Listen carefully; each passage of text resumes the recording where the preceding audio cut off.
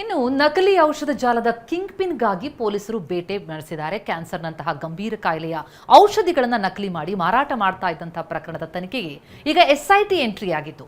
ತಲೆಮರೆಸಿಕೊಂಡಿರುವಂತಹ ಪ್ರಶಾಂತ್ಗಾಗಿ lookout notice ಜಾರಿಯಾಗಿದೆ. ಅದರ ಜೊತೆಗೆ ಕಲಬುರಗಿಯಲ್ಲಿ ಬಡ ರೋಗಿಗಳಿಗೆ ಸೇರಬೇಕಾಗಿದ್ದಂತಹ ಲಕ್ಷಾಂತರ ರೂಪಾಯಿ ಮೌಲ್ಯದ ಔಷಧಿಗಳು ಪಾಳು ಬಿದ್ದ ಕಟ್ಟಡದಲ್ಲಿ ಕೊಳಿತಾ ಇದೆ.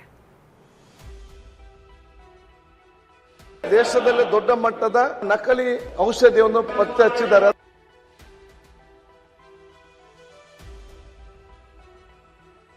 ಸ್ಪೆಷಲ್ ಇನ್ವೆಸ್ಟಿಗೇಷನ್ ಮಾಡಿರುವುದು ಜೀವರಕ್ಷಕ ಔಷಧಿಗಳನ್ನೇ ನಕಲಿ ಮಾಡಿ ಮಾರ್ತಿದ್ದ ರಾಕ್ಷಸರ ಜಾಲದ ತನಿಖೆ ಮುಂದುವರೆದಂತೆ ಒಂದೊಂದೇ ಸ್ಫೋಟಕ ಮಾಹಿತಿ ಹೊರಬರ್ತಿದೆ. ಈ ಇಡೀ ದಂಧೆಯ ಹಿಂದೆ ಇರುವ ಕಿಂಗ್ ಪಿನ್ ಪ್ರಶಾಂತ್ಗಾಗಿ ಪೊಲೀಸರು ಹುಡುಕಾಟ ತೀವ್ರಗೊಳಿಸಿದ್ದಾರೆ. ಈಗಾಗಲೇ ಆತನ ಪತ್ನಿ ಹಾಗೂ ಸಂಬಂಧಿಕರ ವಿಚಾರಣೆ ನಡೆಸಲಾಗಿದೆ. ಪ್ರಶಾಂತ್ ವಿದೇಶದಲ್ಲಿದ್ದಾನೆ ಅಂತ ಪತ್ನಿ ಹೇಳಿದಾಳೆ. ಆದರೆ ಪೊಲೀಸರು ಈ ಮಾತನ್ನ ನಂಬುವ ಪರಿಸ್ಥಿತಿಯಲ್ಲಿಲ್ಲ. ಪ್ರಶಾಂತ್ ಭಾರತದಲ್ಲೇ ಇರಬಹುದು ಅನ್ನೋ ಅನುಮಾನ ಪೊಲೀಸರಿಗೆ ಮೂಡಿದೆ. ನಕಲಿ ಔಷಧ ಜಾಲದ ಕಿಂಗ್ ಪಿನ್ ಪ್ರಶಾಂತ್ಗಾಗಿ ಪೊಲೀಸರ ಬೇಟೆ. ಮಾಸ್ಟರ್ ಮೈಂಡ್ ಪ್ರಶಾಂತ್ಗಾಗಿ ಲುಕ್ಔಟ್ ನೋಟಿಸ್.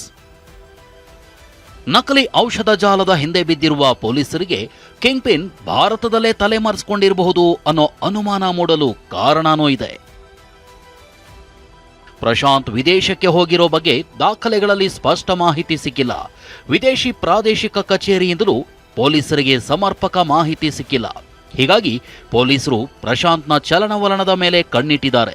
ಪ್ರಕರಣದಿಂದ ತಪ್ಪಿಸಿಕೊಳ್ಳೋಕೆ ಆತ ದೇಶ ಬಿಟ್ಟಿದ್ದಾನಾ ಅಥವಾ ದೇಶದಲ್ಲೇ ತಲೆಮರೆಸಿಕೊಂಡಿದ್ದಾನಾ ಅನ್ನೋದನ್ನ ಪತ್ತೆ ಹಚ್ಚಲು ತನಿಖೆ ತೀವ್ರಗೊಂಡಿದ್ದು ಪೊಲೀಸರು ಲುಕ್ಔಟ್ ನೋಟಿಸ್ ಕೂಡ ಜಾರಿ ಮಾಡಿದ್ದಾರೆ.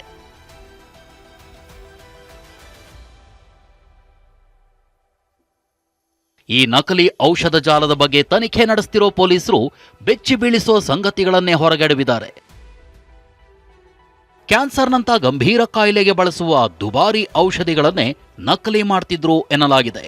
ಅಮೆರಿಕ ಮೂಲದ ಕಂಪನಿಯ ಔಷಧಿಗಳ ಬಾಟಲ್, ಸ್ಟಿಕ್ಕರ್ಗಳನ್ನು ಬಳಸಿ ಇಲ್ಲೇ ತಯಾರಿಸಿದ ನಕಲಿ ಔಷಧಿಗಳಿಗೆ ಅಸಲಿ ಕಂಪನಿಯ ರೂಪ ಕೊಡಲಾಗ್ತಿತ್ತು. ಸುಮಾರು 1.5 ವರ್ಷದಿಂದ ನಕಲಿ ಔಷಧಿಗಳ ಮಾರಾಟ ನಡೀತಿತ್ತು ಎನ್ನಲಾಗ್ತಿದೆ. ರಾಮನಗರದ ತೋಟದ ಮನೆಯಲ್ಲಿ ಔಷಧಿ ತಯಾರಿಸಲಾಗ್ತಿತ್ತು.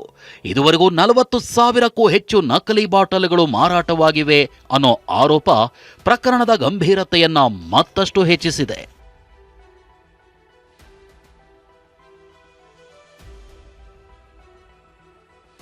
ನಕಲಿ ಔಷಧಿ ಪತ್ತೆ ಕೇಸ್ಗೆ ಎಸ್ಐಟಿ ಎಂಟ್ರಿ.